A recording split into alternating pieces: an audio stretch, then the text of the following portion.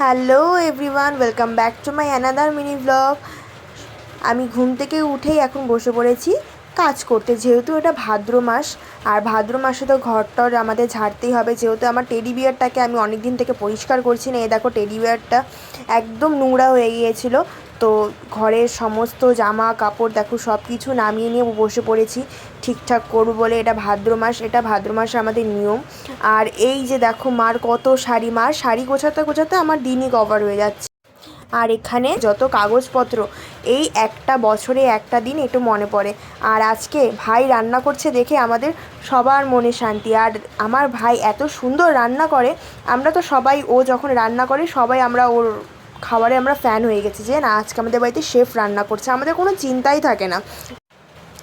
আর এখানে ভাইয়ের আইটেমের নাম হচ্ছে ইলিশ ভাপা।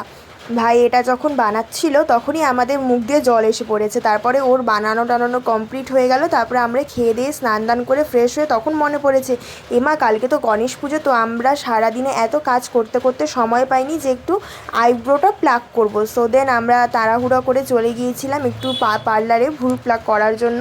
তো দেখো, আমরা চলে এসেছি পার্লারে। পার্লারে ঢুকতে ঢুকতেই মনে পড়ছে এটা করতে হবে ওটা করতে হবে। ভুরু প্লাক করতে আসার সময় আমাদের দেখতে পেয়েছি যে আমরা যেখানে ভুরু প্লাক করতে যাই তার অপোজিট সাইডে একটা নতুন ক্যাফে খুলেছে। আর ক্যাফে দেখলেও তো আমার বোনের খিদে পেয়েই যায় ওর। তো সঙ্গে সঙ্গে আমরা বেরিয়ে চলে গেছি কিছু খেতে, খাওয়া দাওয়া করে। সো দেন টাটা, আবার কালকে দেখা হবে।